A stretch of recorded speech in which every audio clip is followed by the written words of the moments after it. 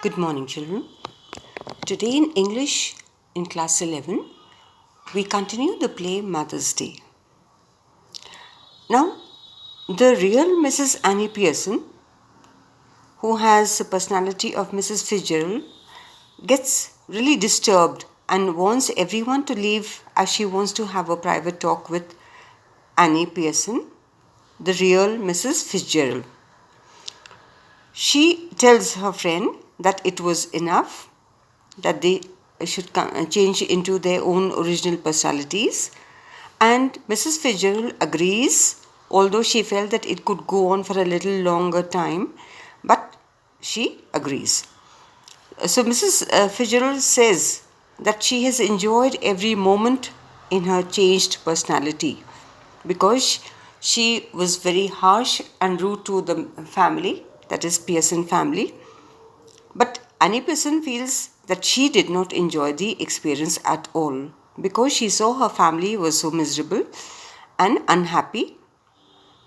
So now Annie Pearson is being told by her friend that she has to be firm and stern with the family.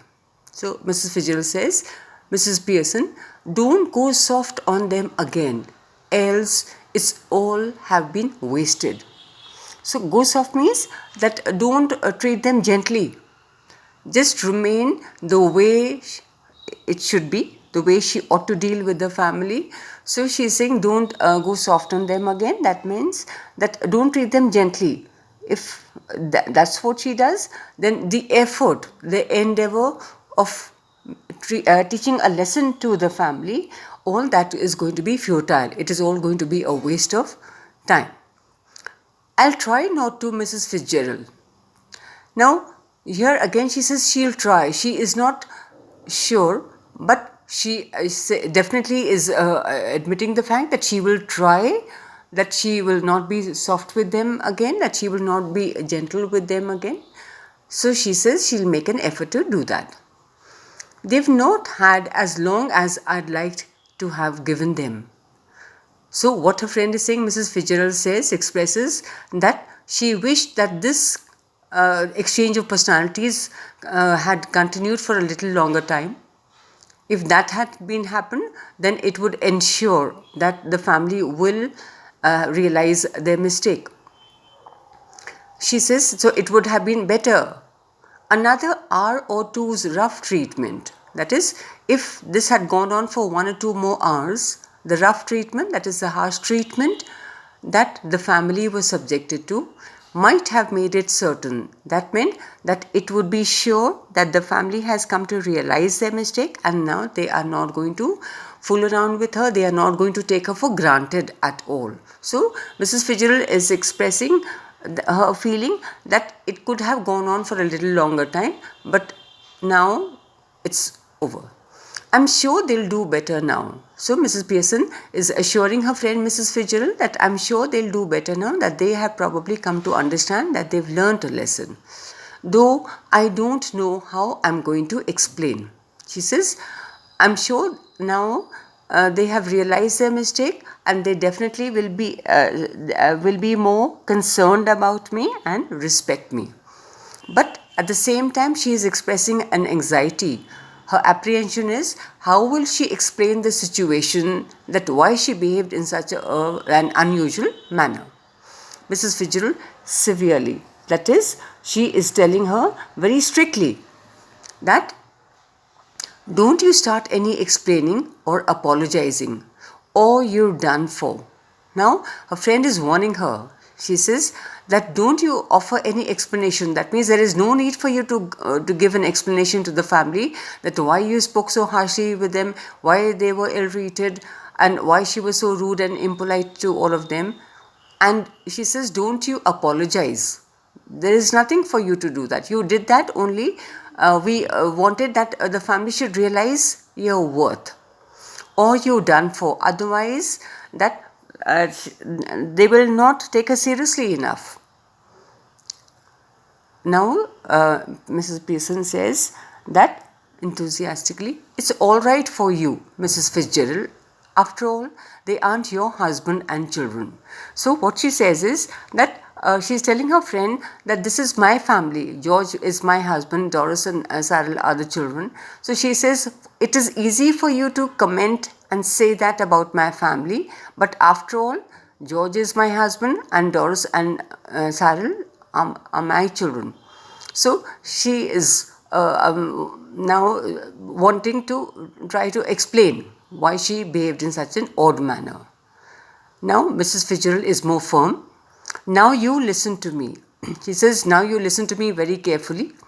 You admitted yourself you were spoiling them. She says that you had realized that you have spoiled them, and it is not making them happy, and neither is Annie Pearson happy, and they didn't appreciate you. And she said you only had admitted that you have spoilt all of them, because of which they have come to take her for granted, and they never bothered about her, and they never appreciated her effort. They were never grateful to her.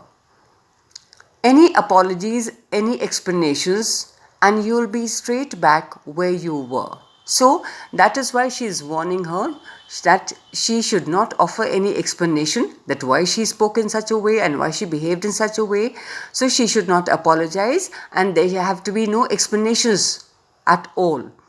Because if she does that, then definitely they will again treat her in the same way. They will ill-treat her, they will not respect her, and never be grateful to her for whatever that she does. So that is why she is emphasizing on the fact that there should be no apologies and explanations given by Annie Pearson. Just give them a look, a tone of voice now and again. So she says, once in a while, look at them in the way I treated them, and once in a while, and speak to them more firmly and sternly, to suggest you might be tough with them if you wanted to be, and it ought to work. So she says that now they have come to realize, all of them have to come to realize that if she wants, she can be tough. So she is telling Annie Pearson that if you want the family to treat you in a better way, and you want to be happy and all the other members also to be happy, because now they have come to understand and realize her worth and her value, and definitely will appreciate her. So she says, once in a while you give them such a look that if you want, you can be tough on them again, you can be rude to them, you can be impolite also. Anyhow, we can test it. So she says, all right, now let's see how effective our plan has been. How? Ms. Pearson is questioning her now. Well, what is it you'd like them to do that they don't do? Stop at home for once. So she says that you tell me, what do you want them to do? Whatever you say, they will do that only. That is how the family is going to be tested, and their plan, the strategy, whether it has succeeded or not. So she says, what do you want them to do? Stop at home for once. So he says, what do you want them to do? What do you expect that they should do? Yes, and give me a hand with supper. Supper is an evening meal. So she says, yes, I definitely would like if all of them stay at home and help me preparing the supper.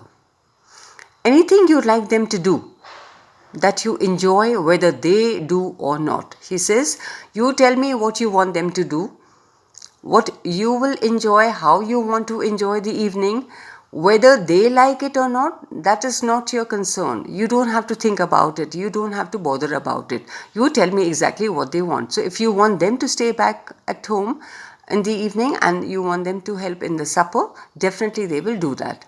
Well, yes, I like a nice game of rummy. But of course, I hardly ever have one, except at Christmas. So she says, yes, one thing that she expressed her desire was that the family should be at home. All of them, the whole family should be together in the evening. And secondly, she expressed a desire that she enjoyed playing rummy. Rummy is a game of cards. So she says that I enjoy doing that, but I don't get a chance to do that very often. It's only around Christmas time when I get an opportunity to do that. So if that could be possible, I definitely would like it. So Mrs. Fitzgerald now says, that will do then. That is exactly what they will do. So that is what she is saying, that she is assuring a friend that you want them to stay at home, you want to help them with the supper, and you want to enjoy a game of rummy. That is exactly what all of them will do. So she moves towards the door and she says, but remember, keep firm or you've had it. But again and again, repeatedly, she's reminding Annie Pearson, remember what? That keep firm, that be firm, be stern with them, be strict with them, or you've had it, or they will again begin to ill-treat you the way they used to do earlier. So that is why, because she knows her friend, she knows Annie Pearson is a soft and kind-hearted and very and docile person. So that is why she is repeatedly requesting her friend and emphasizing on the fact. So she opens the door and calls all of them. You can come in now. So she is now calling Mrs. Fitzgerald is calling George Pearson, Doris Sile, all of them in the room. So the private talk was over now, and now she wanted to leave, but before she did that, she wanted to settle a little more. But remember, a firm hand, remember. So she says, so again and again, so many times she has emphasized on the fact that she has to deal with her family more firmly, she has to be more stern with them. So that is her warning and her advice to Mrs. Annie Pearson. So now the three appear, that is George Pearson, Doris and Cyril, the two children. And they look very apprehensively. They are a bit terrified. They are scared about what might happen, because the few hours earlier were quite unpleasant for them, because they were very upset and surprised to see the way Annie Pearson behaved. But they are not aware of why she did that. Thank you.